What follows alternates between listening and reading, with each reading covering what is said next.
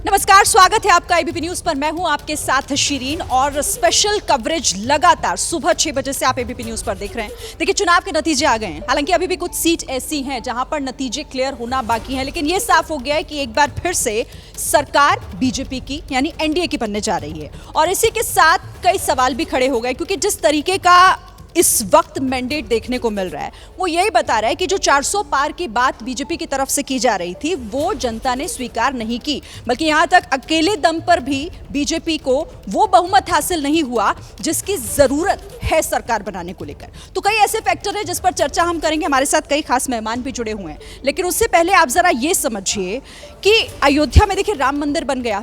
ये कहा गया कि हम राम को लाए हैं, जनता हमें लाएगी, लेकिन ऐसा हुआ नहीं।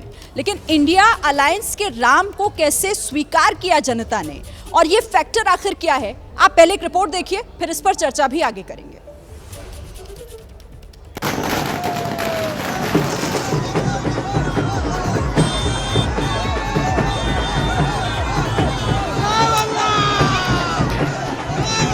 ये जो रिजल्ट है जनता की रिजल्ट है।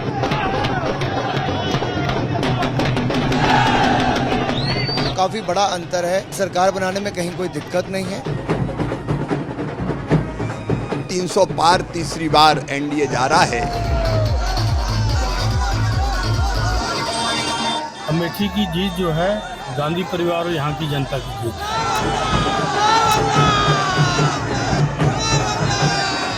क्या हार में क्या जीत में, किंचित नहीं भयभीत में, संघर्ष पथ पर जो मिले ये भी सही वो भी सही, वरदान मांगेंगे नहीं।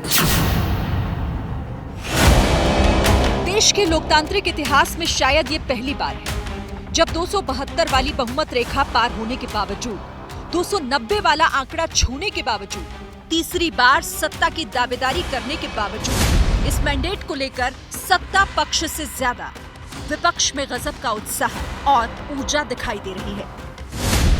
10 साल के बाद लगातार तीसरी बार जनता जनार्दन का प्यार, उनका आशीर्वाद हमारा हौसला बढ़ाता है, हमारे संकल्प को नई मजबूती देता है, नई ऊर्जा देता है।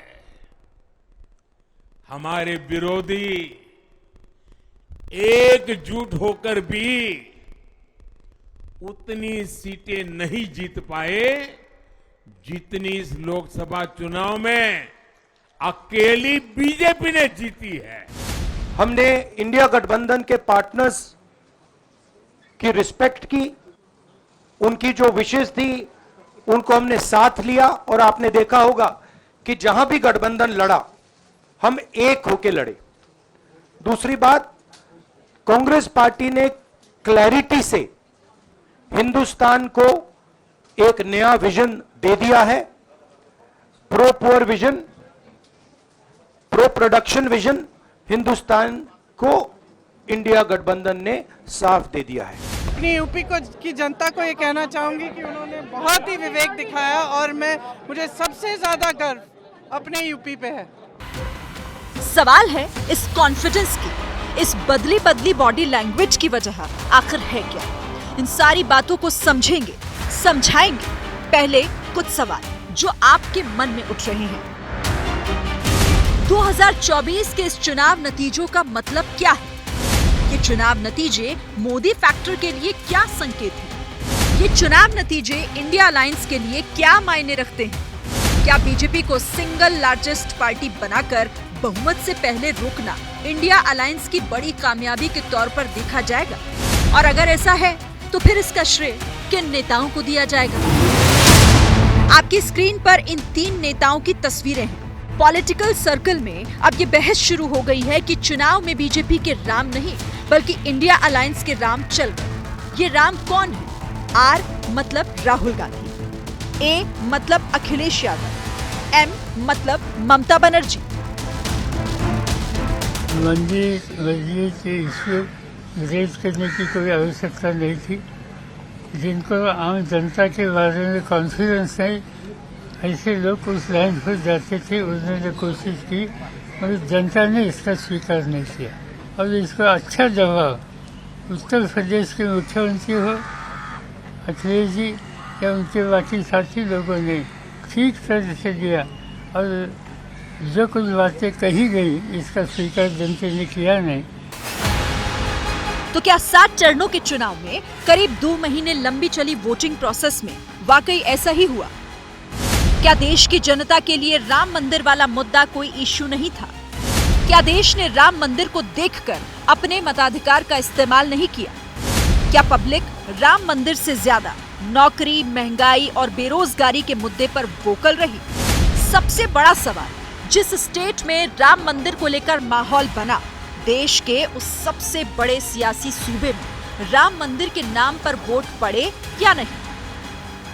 इंडिया गठबंधन का परफॉर्मेंस हुआ है, इसके पीछे कॉन्स्टिट्यूशन, जो रिजर्वेशन पर बीजेपी ने आक्रमण किया, गरीबी, अदानी जी के आपने स्टॉक्स तो देखे होंगे, देखे वो स्टॉक्स उनके।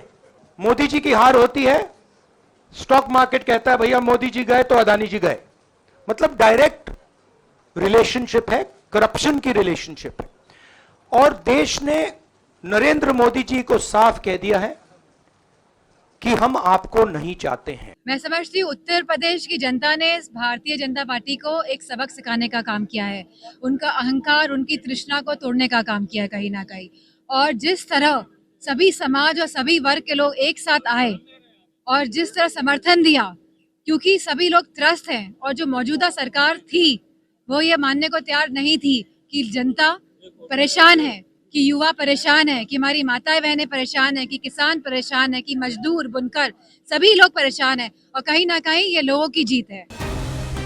बयानों में धार इसीलिए है क्योंकि इंडियन पॉलिटिक्स की पिच पर लोकसभा चुनाव के फाइनल मैच में बीजेपी के रथ को प्रधानमंत्री मोदी को अगर किसी ने चुनौती दी, बीजेपी को अकेले दम पर बहुमत लाने से रोका, तो वो थे यूपी के 2 लड़के।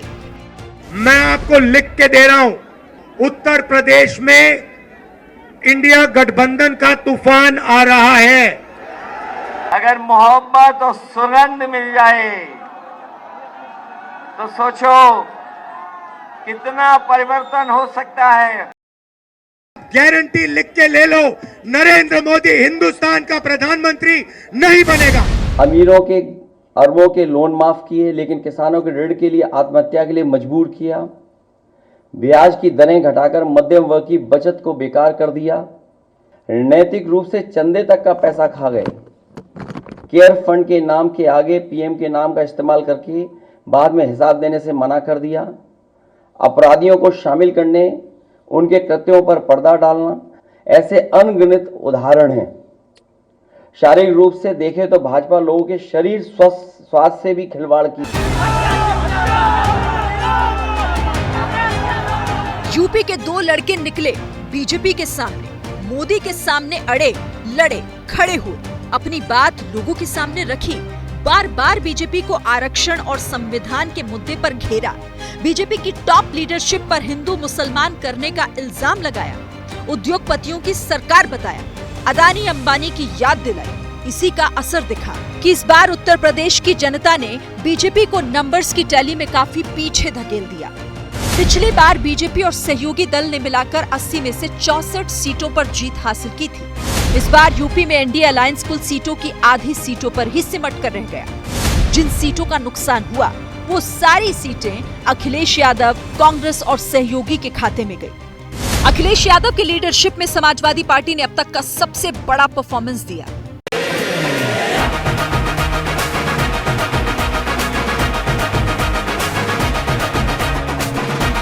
एक तरह से कहा जाए तो ये समाजवादी पार्टी का स्वर्णिम युग है, क्योंकि ना तो इससे पहले कभी इतनी सीटें मिली, ना ही इतना वोट परसेंट। दुख दर्द सबका मिटाएंगे अखिलेश। इसीलिए यूपी में अब बीजेपी से ज्यादा अखिलेश यादव और राहुल गांधी कॉन्फिडेंट हैं। अखिलेश यादव चुनाव वाले फाइनल मैच के सबसे बड़े सुपरस्टार के तौर पर प्रोजेक्ट होने लगे हैं। भाजपा कई दोषों के लिए जिम्मेदार है। सामाजिक रूप से भाजपा ने देश में सौहार्द बिगाड़ा। व भाईचारा खत्म किया, जाति के खिलाफ जाति, संप्रदाय के खिलाफ संप्रदाय लड़वाया, पेपर लीक कराए, देश के लिए आगे बढ़कर लड़ने वालों की बहन बेटियों के लिए जानबूझकर अपने मंत्रियों से अपशब्द कहलवाए, आर्थिक रूप से इलेक्टोरल बॉन्ड का ऐतिहासिक भ्रष्टाचार किया। अपने फायदे के लिए भाजपा ने जनता पर बेताशा महंगाई थोप दी। सवाल है कि ऐसा हुआ कैसे? अखिलेश यादव और कांग्रेस ने ऐसा क्या किया कि इस बार जो बीजेपी 400 पार का दम भर रही थी वो 300 के आसपास ही अटकती दिखाई दे रही है? जवाब अखिलेश यादव और राहुल गांधी की स्ट्रैटेजी में छिपा हुआ है। पहले अखिलेश की बात। अखिलेश यूपी में अलायंस पार्टनर के तौर पर सरल, सहज, बिग ब्रदर के तौर पर नजर आए। कांग्रेस को सम्मानजनक सीटें दी और मैदान में सिर्फ एक मकसद से उतरे, किसी भी तरह सरकार को हटाना है। इसीलिए अखिलेश ने MY वाले पुराने चले आ रहे कास्ट कॉम्बिनेशन से अलग नया समीकरण PDA बनाया, पिछड़ा, दलित और अल्पसंख्यक। इसी आधार पर टिकट बांटे गए। सिर्फ 5 यादव प्रत्याशी रखे, सभी परिवार के थे। कैराना, संभल, गाजीपुर और रामपुर, इन्हीं 4 सीट पर मुस्लिम कैंडिडेट उतारे। नोट करने वाली बात यह है कि अखिलेश यादव ने गैर यादव वाली OBC जातियों पर दाव लगाया। समाजवादी पार्टी ने कुर्मी, शाक्य, सैनी और कुशवाहा समाज से कई उम्मीदवार बनाए। गौर करने वाली बात यह भी है कि इस बार उत्तर प्रदेश में मुसलमानों ने टैक्टिकल वोटिंग की और हिंदू वोट बढ़ता नजर आया। शायद इसीलिए बीजेपी का वोट बटा, टूटा और समाजवादी पार्टी का वोट और सीट दोनों बढ़ गई। समाजवादी पार्टी और इंडिया गठबंधन लोकतंत्र बचाने के संघर्ष में लगातार रहा है और भारतीय जनता पार्टी लोकतंत्र के विरुद्ध अपना काम करती है, सत्ता का दुरुपयोग करती है, प्रशासन का इस्तेमाल करती है। ये तरीका लोकतंत्र में निर्भीक और लोगों का जो निष्पक्ष होकर के मतदान करने का अधिकार है उसमें हस्तक्षेप है। चुनावी जनसभा में आए हुए लोगों का यूपी में 2 लड़कों की जोड़ी चली और बीजेपी का मंदिर कार्ड काम नहीं आया। उसका सबसे बड़ा एग्जाम्पल फैजाबाद यानी अयोध्या के तौर पर सामने आया। वही अयोध्या जहां प्रधानमंत्री मोदी ने 22 जनवरी को रामलला की प्राण प्रतिष्ठा की थी। जनता के बीच मैसेज गया कि जो राम को लाए हम उनको लाएंगे। लेकिन हुआ क्या?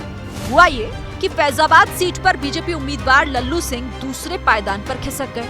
समाजवादी पार्टी नंबर 1 पोजीशन पर आ गई। अयोध्या में बीजेपी हार गई, फैजाबाद बीजेपी हार गई। देश की जनता ने नरेंद्र मोदी जी को नकारा है, मोदी को फेयरवेल दिया है। मोदी जी को 2024 में भारतीय जनता पार्टी को बहुमत नहीं मिला है। ये नरेंद्र मोदी जी का और अमित शाह का पराभव है। वैसे यूपी में जो रिजल्ट आया उसे लेकर बार बार ये बातें भी उठ रही हैं कि इस बार बीएसपी का वोट कहां गया, किसे गया? तो इसका जवाब अखिलेश की काउंटर स्ट्रैटेजी है। अखिलेश यादव ने इस बार नॉन यादव ओबीसी के अलावा दलितों को भी अपनी रणनीति का हिस्सा बनाया। अखिलेश यादव ने इस बार 17 दलितों को समाजवादी पार्टी के टिकट पर मैदान में उतारा। मायावती के वोट बैंक को काउंटर करने के लिए जाटव समाज के 6 कैंडिडेट्स को चुनाव लड़ाया। इसके अलावा 8 सवर्णों को भी टिकट दिया। पिछली बार आपको याद होगा कि मायावती और अखिलेश की पार्टी साथ मिलकर चुनाव लड़े थे। इसका फायदा मायावती की पार्टी को मिला, लेकिन इस बार मायावती अलग थी। नतीजा ये हुआ कि उनका खाता तक नहीं खुला, उल्टा वोट परसेंट भी घट गया। जबकि पिछली बार मायावती के जिस वोटर ने समाजवादी पार्टी की बजाय कमल का साथ दिया था वो वापस आया और उसका डेंट शायद बीजेपी को भी लगा, क्योंकि बीजेपी उस उम्मीद में थी कि बीएसपी समाजवादी पार्टी और कांग्रेस का वोट काटेगी तो फायदा उस ट्रायंगुलर फाइट में मिल जाएगा। लेकिन यूपी ने शायद कुछ और सोच रखा था और 80 सीटों का जनादेश फिलहाल यही कह रहा है कि अब की बार 2 लड़कों की जय जयकार।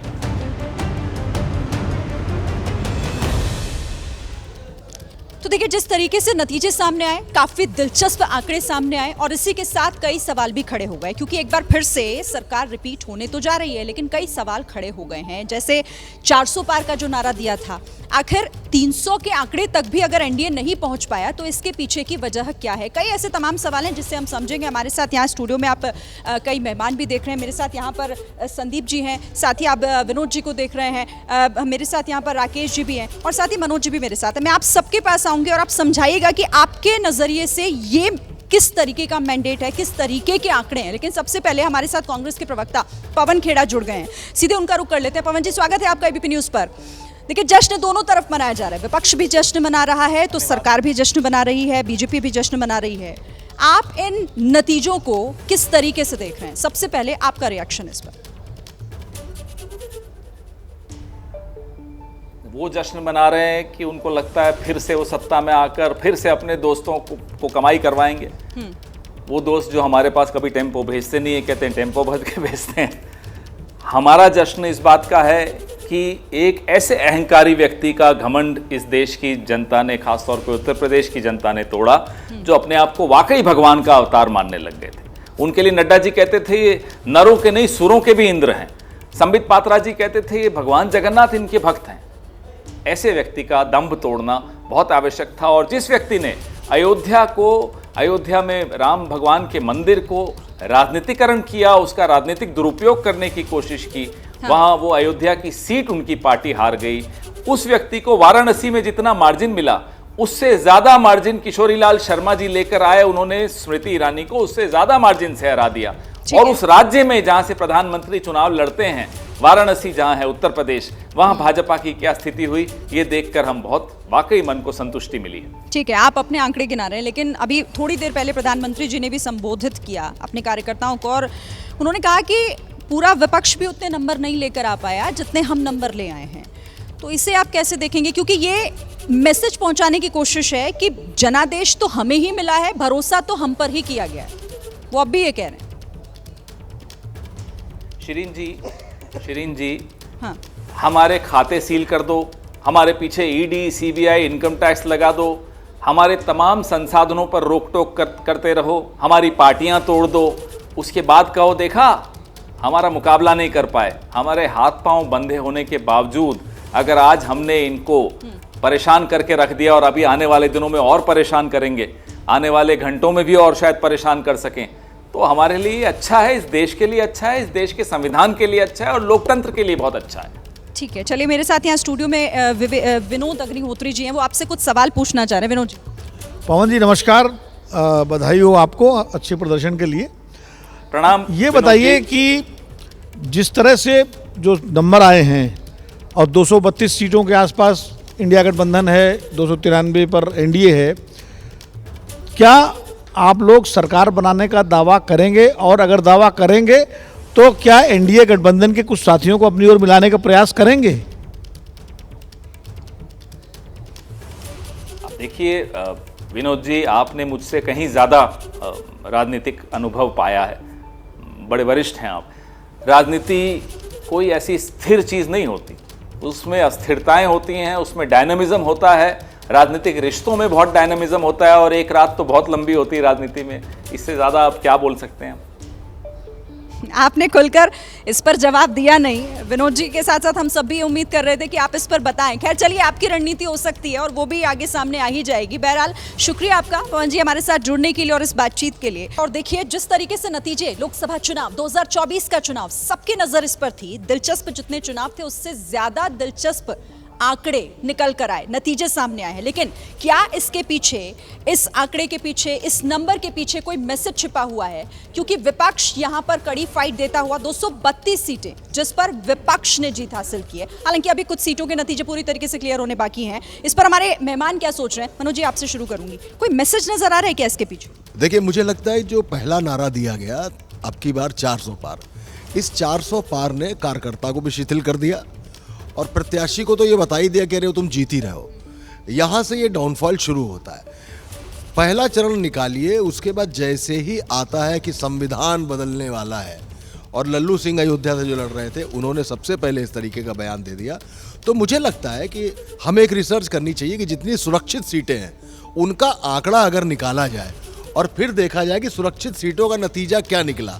अगर ज़्यादा से ज़्यादा सुरक्षित सीटें भाजपा के पक्ष में नहीं है तो मान के चलिए कि मैसिव लेवल पर ये बात जा चुकी है कि लोगों में, दलितों में इस बात का डर था कि लगता है संविधान बदलेगा और हमारा आरक्षण छिन जाएगा। ये आपको राकेश जी क्या लगता है, मतलब अगर मैं उत्तर प्रदेश की बात करूं तो वहां से तो तस्वीर वाकई सबसे अलग हटकर नजर आई और एक झटका बहुत बड़ा वहां पर एनडीए को है, खासतौर से बीजेपी को है।